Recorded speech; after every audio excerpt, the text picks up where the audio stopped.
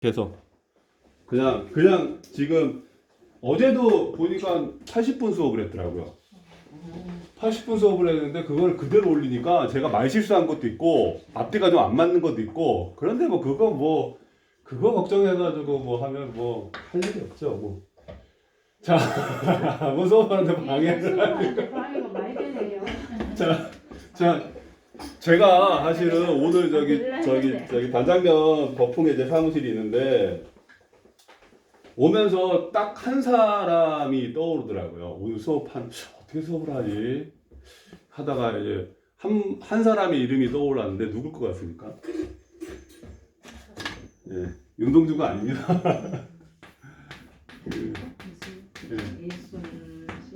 이순신 장군이 계속 떠오르더라고요. 그러니까 오늘 그 수업을 이렇게 하다가 떠오른 인물이 이순신 장군인데 다 아는 얘기를 좀 해볼게요. 그러니까 이순신 장군이 그 노량해전에서 전사하시죠. 예. 그때가 언제인지를 아마 1598년, 92년에 임진왜란이 발발했으니까 그 1598년 어느 때였을 겁니다. 근데 제가 기억하는 건 한 11월인데 요거는 정확하지는 않습니다. 98년인 건 분명해요. 네. 11월인데 아닐 수 있어요. 어쨌든 이게 돌아가시는데 어떻게 전사하시죠? 그쵸, 총포에 맞아서 총알 맞아서 돌아가시잖아요. 네. 제가 왜 떠오르는가 했더니 이 총포 때문에 사실은 1598년 11월에 이순신 장군께서 노량해전에서 노량에서 전사를 하시는데 일본 그 당시에 외라고도 하고 일본이라고 하긴 하는데 외가 이 총포가 언제 들어온지를 아시는 분은 없으실 거예요. 여기 수업 받는 분들은 이제 있는데 두 분은 없고 채영이도 모를 거예요 아마. 이 총포가 언제 들어오냐면 제가 왜 이야기를 하는지 제가 오늘 이제 이제 가설에 대한 이야기를 좀 하려고 하다 보니까 총포가 1543년일 거예요. 이것도 정확하진 않지만 1543년이 맞을 거예요. 그러면 일본이 총포를 수입해서요, 그 자기네식의 조총을 철포를 수입해가지고 자기네식의 조총을 만드는데 조총이죠. 이 조총을 만드는데 지금 약 기간이 한 60년 안 돼도 한 55년 정도 되죠. 55년인데 이게 만들었다고 해서 바로 쓰는 게 아니잖아요. 그러니까 수없이 많은 일본 내에서의 전투에서요, 이 총포를 사용했다는 얘기고 이 총포를 통해서 사실은 오다 노부나가가 거의 전국을 통일하게 됩니다. 도요토미 히데요시가 오다 노부나가를 이어서 전국을 통일하게 되는 거예요. 갑자기 저 양반이 윤동주 얘기하려고 하면서 왜 갑자기 이순신 갔다가 왜 일본의 역사 속으로 가는가? 여러분들 제가 윤동주 시인을 공부를 하면서 하나 알게 된 게 있어요. 윤동주 시인이 후쿠오카 감옥에서 어디서 태어나진 아십니까? 예. 고맙습니다. 어디서 태어났냐면 윤동주 시인은요. 이렇게 갑시다. 이렇게 막 왔다 갔다 합시다. 윤동주 시인은요. 우리나라에서 한국에서 태어나지 않았어요. 네. 윤동주 시인은 어디서 태어났냐면 만주에서 태어났어요. 크게 얘기할게요. 만주 길림 안에 있는 명동 마을에서 태어나요. 그냥 제가 크게 얘기할게요. 왜 만주라는 게 중요하니까 명동 마을에서 태어나요. 여기서 만주라고 하면 우리는 이제 북간도가 돼요. 요것부터 해야 되겠다. 어쨌든 제가 해볼게요. 북간도로서 태어나고요. 그 다음에 윤동주 시인이 세상을 떠난 곳은 일본입니다. 후쿠오카 감옥이에요. 일본입니다. 예, 일본이고요. 이분이 윤동주가 죽고 묻힌 곳도 북간도. 예. 우리가 이걸 알아야 돼요. 그러면 윤동주는 한국 사람이 아니야. 당연히 한국 사람이죠. 그러니까 이 스토리를 좀 알고 있어야 돼요. 그러니까 윤동주라는 사람이 이 시인이 한 개인이 한국에서 태어나지 않았고 사실은 한국에서 죽지도 않았고 그 다음에 한국에 묻히지도 않았는데 우리는 이 사람을요, 이 시인을 우리는 누구나 다 민족 시인이라고 해요. 네. 이게 우리가 알고 있는 윤동주의 이미지입니다. 민족 시인이라는 이미지. 어디서 태어났고 어디서 죽었는지 몰라도 우리는 이 시인을 민족 시인이라고 부른다는 거예요. 이유가 있겠죠. 네. 이게 정형성이라는 말이 있어요. 그러니까 그 문학에서 보면은 그 사실주의 문학에서 이론 중에 하나인데 군인의 정형성이 있겠죠. 그러니까 문학 용어 중에 하나가 그 정형성이라는 용어가 있어요.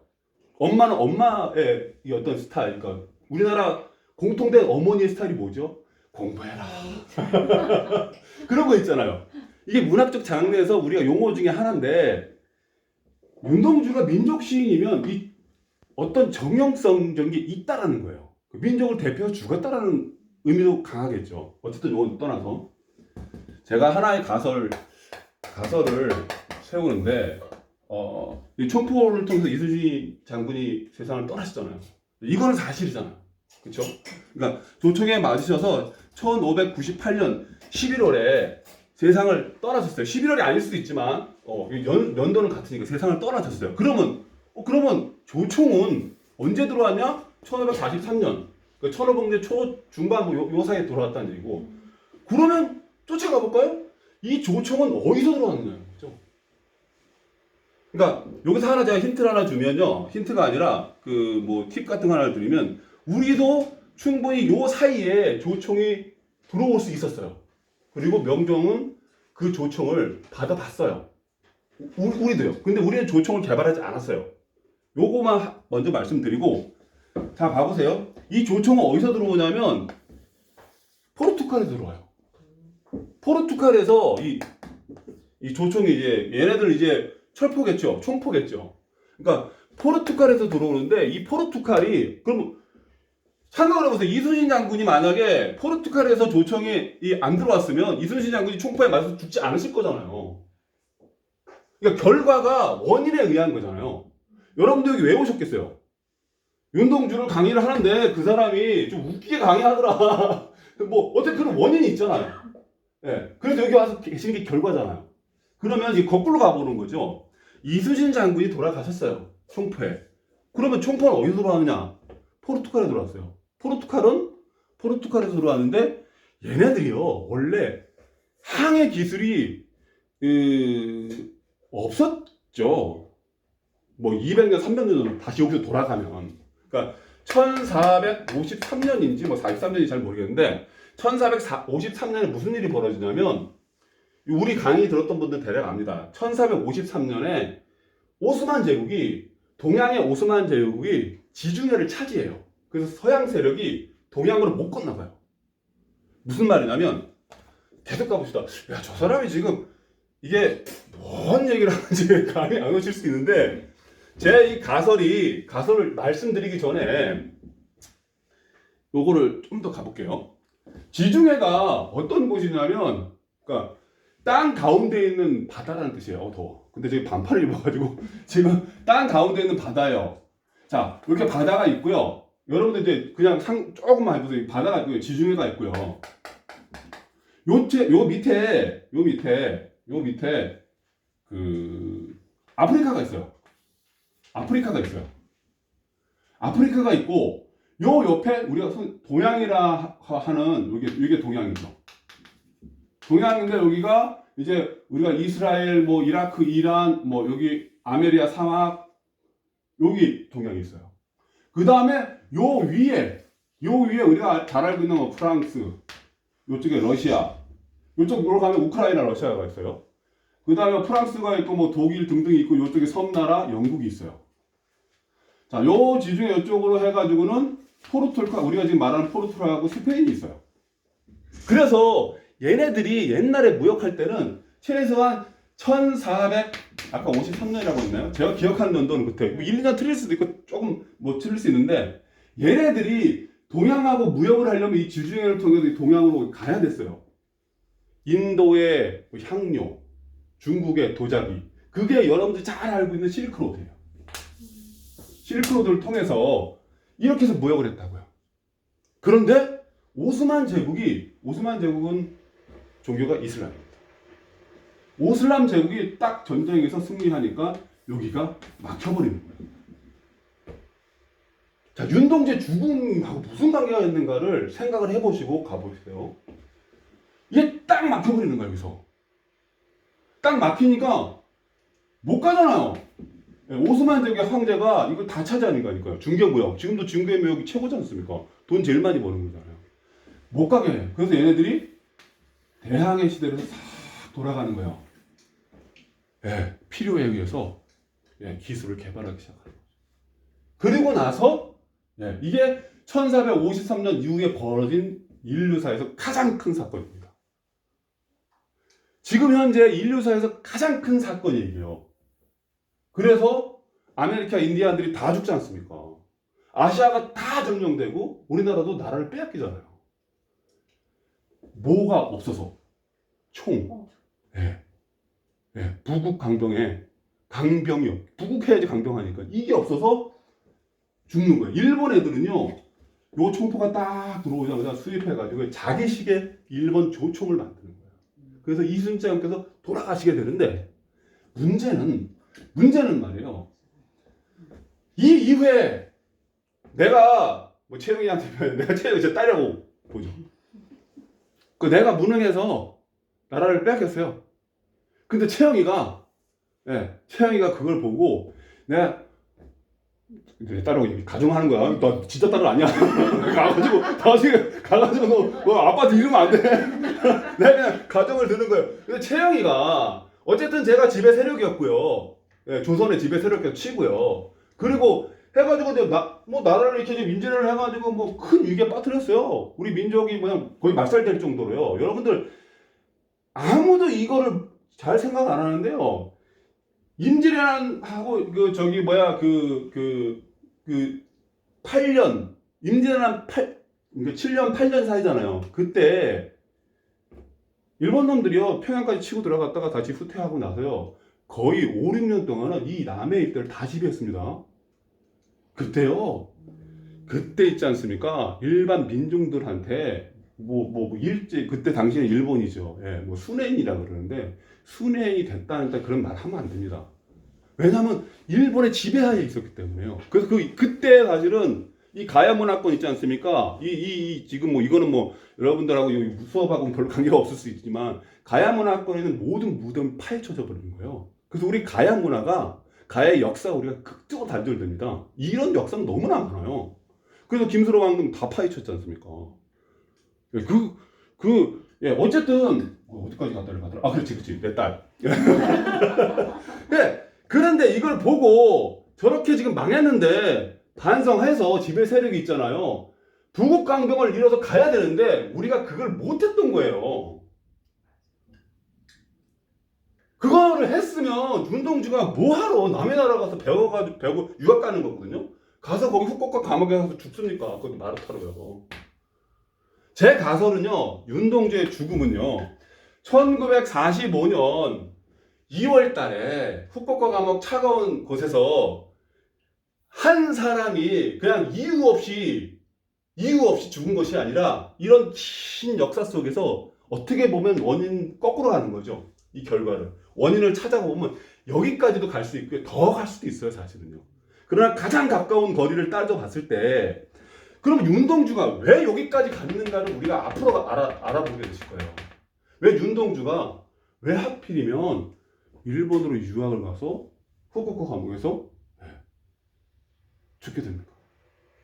여긴 역사적 필연이 있어요. 정말 기가 막힌 필연들이 있어요. 그거를 앞으로 아마 짧게는 10한 4, 5교시 길게는 여러분들의 집중력에 따라서 좀 더 갈 수 있는데 물론 중간에 2분 이상 안 오시면 이제 끝나는 거죠. 끝나는데 그거를 제 가설 하나를 기억해 주십시오. 윤동주라는 민족 시인은 그 사람의 죽음은요 최소한 4, 500년 앞으로 가서 원인을 찾아봐야지만이 이 사람이 민족 시인이란 이름을 어울리는 겁니다. 한 사람이 시인이 죽은 게 아니라 저 같은 사람이 죽으면요 그냥 뭐 어떤 사람이 죽었다 하지만 이 사람은 모든 사람들 사랑받는 사람이에요. 그래서 윤동주의 서시를 대부분 알고 있는 거잖아요. 자, 여기서부터 이제 큰 틀에서, 왜냐하면 여러분들은 더 똑똑하신 분이라고 생각해서 이 앞에 분들은 이렇게 있지만 한 8교시, 9교시에 요걸 가설을 제가 했어요. 가설을. 그래서 앞으로 제가 이 가설을 증명해 나가볼게요. 근데 이건 가설일 뿐입니다. 동의를 하든 동의를 안 하든 그건 여러분들의 몫이에요. 네. 그건 제 몫이 아니에요. 그래서 따라오시면 함께 가시는 거고, 네. 안 따라오시면 끝나는 거죠. 뭐. 거기에 대한 두려움 별로 없습니다. 저도요. 자 그러면 됐고 이제 그러면 가봅시다. 제가 지금 나눠드린 거 몇 분쯤 됐을까요? 재영아, 좀 이해되냐? 네. 이해됐습니다.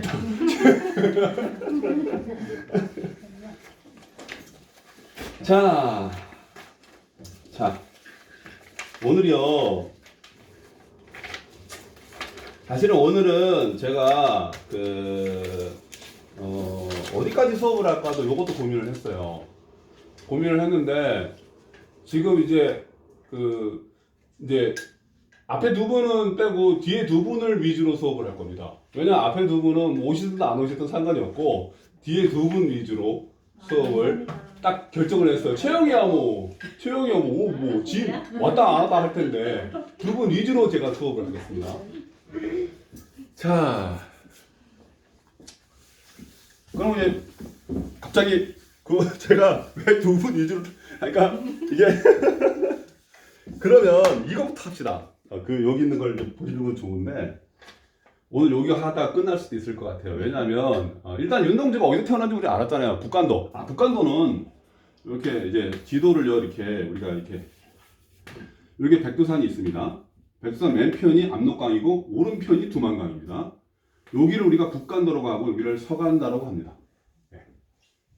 지리를 어쨌든 뭐 군인 장교가 되려면 지리를 좀 잘 알아야 될 거야. 어쨌든 이쪽이 북한도입니다. 이쪽이 북한도입니다.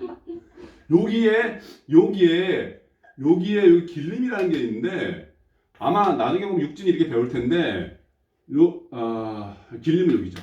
길림이 여기인데 여기에 회령에 있었던 북쪽에 우리나라에서 함경도라는 거는요, 여러분들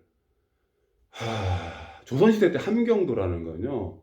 이 반역의 고장이라고 보시면 돼요. 특히 세조가 단종을 폐위시키고 그 다음에 난이 한 2번 일어나는데 다 이 함경도. 그 다음에 1800년대 홍경래의 난. 나중에 제가 누구를 할 거냐면요, 백석도 할 겁니다. 여러분들 하고요, 백석도 할 건데 백석이 정주 출신이죠. 여기 정주가 평안북도예요. 평안북도인데 이때 홍경래 난이 일어나죠. 그래서 대부분 북쪽에는 여기는 반역의 도시예요. 그러면 이성계가 위화도회관 이 사람이 함경도 출신이거든요. 이성계가. 근데 왜 그렇게 되냐? 아까 얘기했듯이 세조가 단종을 폐위시키면서 여기서 불만을 품은 세력들이 일어났기 때문에. 근데 이분들이 넘어간 곳이에요. 원래 여기 내분의 유학자가 있었는데 여기 넘어간 곳이 여기 세워가지고 만주의 북간도에 넘어가서 세운 마을이 명동마을이에요. 이 마을이 명동마을이에요. 이 명동마을에서 이 네 분의 유학자가, 제가 다른 거 하기 전에 제가 조금 전에 하려고 하는 게 있었는데, 네 분의 유학자가 넘어간 이유가 있어요. 이게 1899년이에요. 1년 차일 수 있긴 하지만, 그리고 윤동주의 할아버지가 1900년에 넘어가셨어요. 제가 기억하기에 1년 뒤 900년씩 넘어가셨는데, 이 네 분의 유학자가 넘어간 이유가 뭐냐면요, 크게는 3-4가지 이유가 있는데, 첫 번째, 물론 이분들은 유학자였기 때문에 여기 지도계급이기 때문에 그렇게 못 살지는 않았었지만 전체적으로 봤을 때 살기 좀 힘들었던 것 같아요. 잘 살아보세요. 첫 번째로 잘 살아보세요. 일단은 내 배가 좀 불러야지 뭐 주변을 돌아보니까. 첫 번째가 그거였어요. 제 기억으로만 하겠습니다. 두 번째가 교육이었어요. 교육이요. 그러면 이게 두 번째가 교육이었습니다. 이 교육 때문에 사실은 명동마을이 처음에 유교 마을이었다가 나중에 기독교 마을로 바뀝니다. 기독교 마을로 바뀐 이유는 나중에 또 설명을 드릴게요. 세 번째가 독립기지를 만들기 위한 거였어요. 그러니까 어떤 마스터 플랜을 가지고 넘어갔다는 거예요. 이분들의 선각자들은 우리가 선구자가 다 여기서 나온 거잖아요. 노래가 일성저 이거 있잖아요. 뭐 그 노래에 이제 뭐 약간 다른 비화도 있긴 한데 이 마스터 플랜을 가지고 넘어가서 세운 마을이 명동 마을이고 그 마을에 세운 학교가 명동 학교가 되는 거예요. 그래서 윤동주는 사실은 민족주의 교육, 독립교육, 뭐 요때 만들어진 게 꽤 되잖아요. 신흥무관학교. 신흥무관학교 출신 중에 대표적인 사람이 또 누굽니까? 여러분들이 잘 아는 김원봉이잖아요. 김원봉 선생이 여기 가가지고 몇 달 딱 지켜보니까 이래가지고 우리 독립 멀어. 그래서 결사항쟁, 무장독립투쟁으로 전환하시잖아요. 거기서요. 신흥무관학교. 그래서 어쨌든 그러니까 제가 지금 말씀드리려고 하는 거는 윤동주라는 사람은 일정한 마스터 플랜에 의해서 사실은 키워진 사람일 수 있다는 거예요. 그러니까 역사적인 인물일 수 있다는 거예요. 그래서 어쨌든 여기까지만 가고 제가 지금 드리려고 하는 말씀은 갑자기 제가 이제 좀 전환을 해볼게요. 왜냐면 두 분에 맞춰서 한번 가보려고 하니까 제가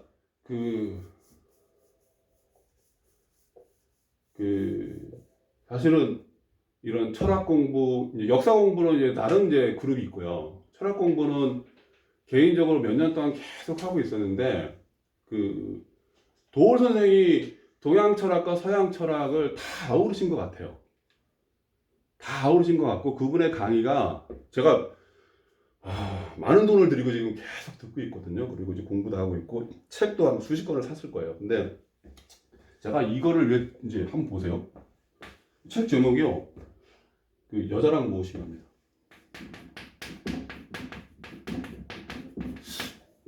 오늘 아무래도 옆으로 많이 셀 것 같은데 여자란 무엇인가. 이 제목이 어때요? 자 보세요. 여러분들 그러면 제가요 다른 걸 한번 해볼게요. 그러면 이제 이건 도올 선생이 한 얘기인데 제가 뭐 이렇게 여성의 제 문제 이렇게 썼다고 칩시다. 자, 이 두 개의 용어 중에서 뭐 굳이 답은 안 해도 되지만 어떤 게 마음에 드세요? 첫 번째가 마음에 드십니까? 두 번째가 마음에 드십니까? 두 번째. 제가 두 분이 그럴 것 같아요. 저 어떠신 것 같아요? 두 번째가 마음에 드십니까? 네. 그러니까 제가 이래서 지금 이거를 지금 순간 딱 바꾼 거예요. 이거 한번 봐보세요. 자, 두 분 다 이걸 동의했으니까 뭐 세 번째 영어로는 What is the woman 이게 되겠죠? 그쵸? What's the woman 이렇게 되겠죠? 영어로 맞냐?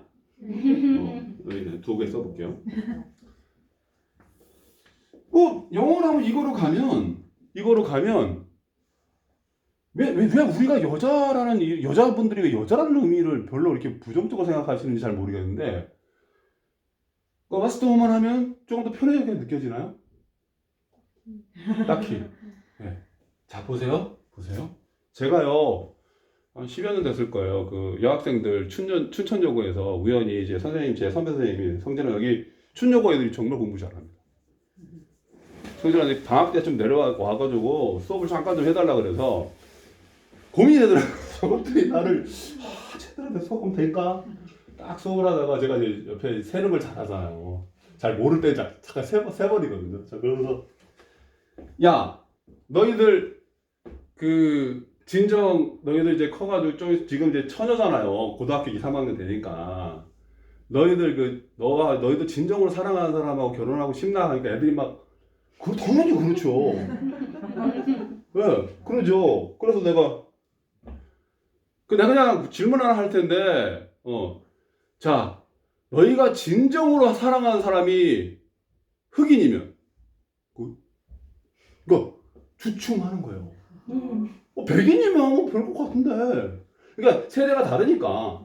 최악의 세대가 좀 다르니까. 근데 최악도 비슷할 수 있어요. 왜냐면 색에 대해서, 색깔에 대해서 이미 고착한 프리 언더스탠딩. 그러니까 해석하기 위해서 제일 문제치하는 게 뭐냐면 이게 고정관념이 딱 박혀 있어서요. 예. 섹스를 할 수 있느냐라는 물론은 애들한테 못했어요. 예. 예, 여기 다 성인이, 너 성인이지? 너 아빠한테 가서 그러면 안 된다. 이게 그런 거예요. 이게 내가 지금 사용하고 있는 언어에 저도 마찬가지입니다. 뭔 문제가 있을 거라는 생각을 좀 해볼 필요는 있어요. 여자란 무엇인가 지금 거부감이 좀 커요. 네. 여자란 무엇인가 거부감이 큰데 이게 왜 그러냐면요. 제가요, 한번 봐보세요. 서양놈들이 이제 여자란 무엇인가 할 거예요. 여러분 사람 하면 서양 사람들한테는 맨이니까 우먼입니까? 맨이죠. 네, 맨이에요. 사람이라는 말 자체가요.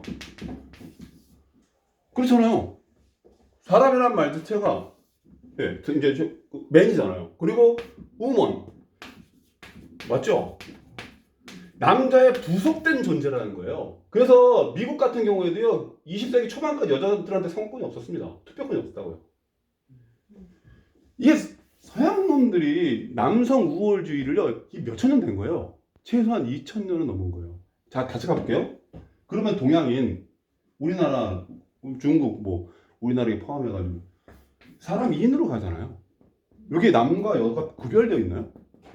네, 제가 지금 왜 자꾸 이걸 하냐면, 제가 지금 수업하는 윤동주를 수업할 때 여러분의 언어 감각이 문제가 있을 수 있다고 생각하시는 게 좋다는 얘기예요. 자, 사람을 나눴어요. 그럼 우리는 이렇게 나누잖아요. 여자, 네. 네. 남자 이렇게 나누잖아요. 그러니까 사람을 기본적으로 동양은요.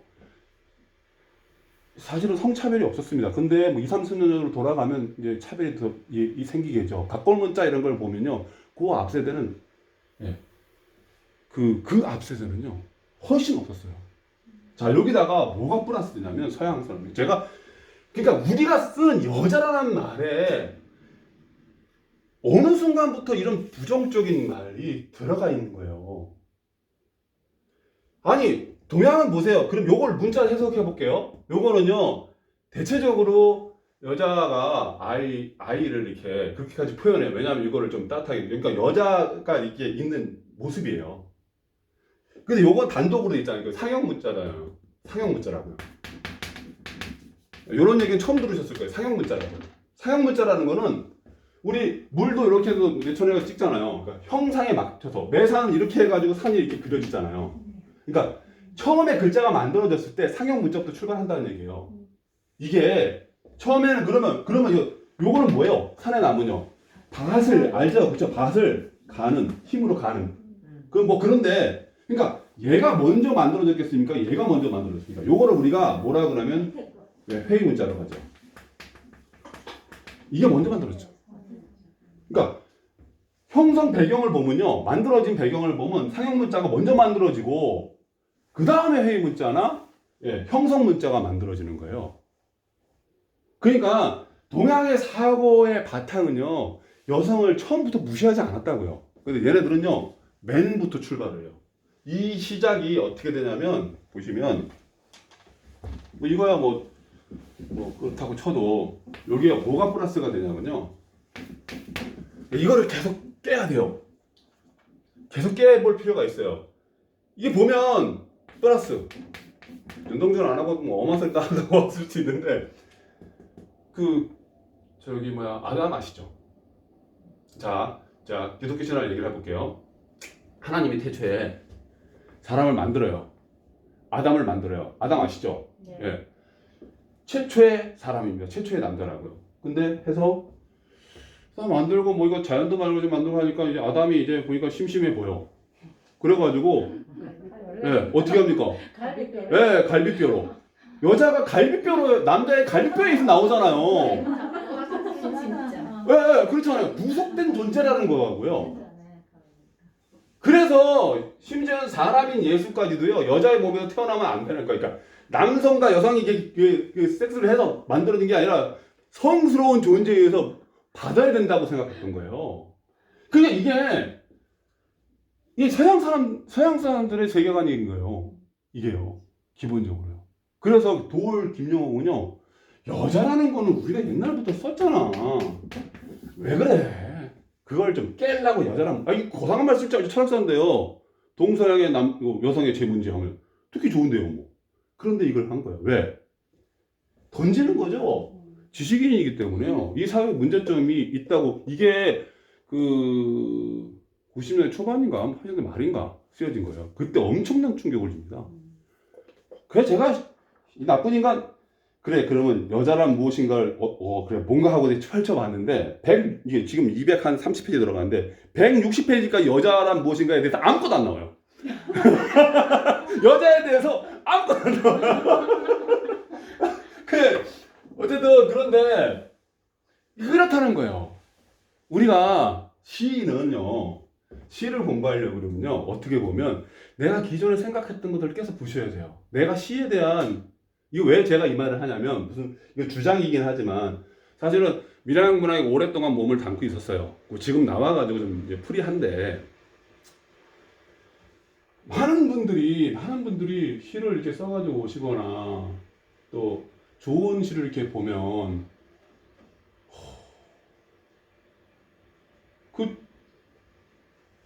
소위 순수시에 대한 개념을 잘 모르시더라고요. 그러니까 제가 고민한 게 이 순수시에 대한 개념을 깨지 않으면 시를 이야기할 수가 없겠구나 하는 생각이 드는 거예요. 제가 수업을 하니까 지금요. 순수시는요, 이게 아플게요. 아니, 이렇게 봅시다. 여자가 있고 여기 남자가 있는데 이 다 사람이잖아요. 우리가 남자를 이야기하면 여자를 이야기할 수밖에 없고요. 여자를 이야기하면 남자를 이야기할 수밖에 없어요. 이건 진리입니다. 사실 진리. 근데 절대적 진리는 아닐 수 있겠지만 순수시를 이야기하면 사실주의 시를 이야기할 수밖에 없어요. 사실주의 시를 이야기하려고 그러면 순수시를 이야기할 수밖에 없다고. 그래서 그거를 구별하지 마셔야 돼요. 구별하지 마셔야 돼요. 시를 좋아하신다 그러면 시를 창작을 하실 수도 있고 시를 읽을 수도 있는데 이렇게 딱 무 자르듯이 구별하지 마십시오. 내가 여자라는 말과 우먼이라는 말은요 사실은 동양 사람이 여자라고 한 말은 차별적인 게 아니었잖아요. 최초예요. 오히려 우먼이라는 게 차별적이었잖아요. 우먼에 또 거부감을 느낄 수 있는 건데 사실은 그걸 또 초월하면 또 아니겠죠. 아니겠는데 이거를 그래서 제가 오늘 고민하다가 여자라는 시를 가지고 온 거예요. 우리 수업했나요? 했어요, 안 했어요? 했었어요? 여자라는 시를 아마 뭔데 여자라는 것을 가지고 온 거예요. 이거 한번 보면 오해의 소지가 엄청나게 많아요. 봐봐요. 자, 여러분 김수영이라는 시인은요 두말할 것 없이 우리나라의 최고의 시인입니다. 그러니까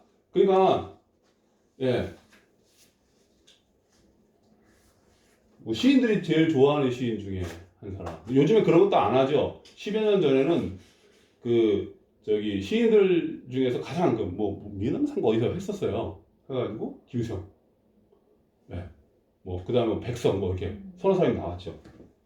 그러니까 대단한 사람이죠. 근데 여기서 한번 봐보세요. 여자란 집중된 동물이다. 그 이마에 힘줄같이 나에게 서름을 가르쳐준다. 전란도 서러웠지만 포로 수용소 안은 더 서러웠고 그 안의 여자들은 더 서러웠다. 고난이 나를 집중시켰고 이런 집중이 여자의 선천적 집중도와 기적적으로 마주치게 한 것이 전쟁이라고 생각했다. 그런 의미에서 나는 전쟁에 축복을 드렸다. 밑에 거를 읽으면 어떻게 반응하시? 두 분이 어떻게 반응하실지 제가 궁금해요. 마음속으로. 내가 지금 6학년 아이들의 과외 공부 집에서 만난 학부 형회의 어떤 어머니에게 느낀 여자의 감각, 그 이마의 힘줄, 그 힘줄의 집중도, 이것은 죄에서 우러나오는 것이다. 여자의 본성은 에고이스트. 에고이스트는 이기주의자라는 뜻입니다. 뱀과 같은 에고이스트. 그러니까 뱀은 선천적 포로인지도 모른다. 그런 의미에서 나는 속죄의 축복을 드렸다. 이 시를 너무나 다양하게 해석할 수 있겠죠. 저도 완벽하게 해석은 못해도 어쨌든 여기서 말하는 여자에 대해서 긍정적인 것 같아요? 부정적인 것 같아요? 자, 다시 볼게요. 여자란 집중된 동물이다. 여자를 동물로 비유했잖아요. 그 여자에 대해서 보세요. 부정적인 것 같아요? 긍정적인 것 같아요? 여러분 느낌이요? 부정적인 것 같죠? 근데 모르겠어요. 솔직히 말씀드리면 이제 대부분 비평가들은 여자에 대해서 부정적이지 않다라고 얘기를 해요. 이거는요. 근데 어쨌든 여러분들이 그냥 제가 지금 이걸 해석하려고 하는 게 아닙니다. 여러분들 던져드린 거예요. 이 사람이 쓴 거를 여러분들이 어떻게 지금 마음속으로 담고 있는가, 그리고 제 수업이 끝났을 때 다시 한번 읽었을 때 어떻게 바뀌었는가는 저도 모르겠지만, 예, 여자에 대해서, 예, 어쨌든, 그러니까, 이렇게 우리가 이게 있는데, 시에 대해서 어떻게, 예, 받아들여지겠습니까? 순수시, 아, 예. 저 여기까지 할게요. 요거 여기까지 하고, 네.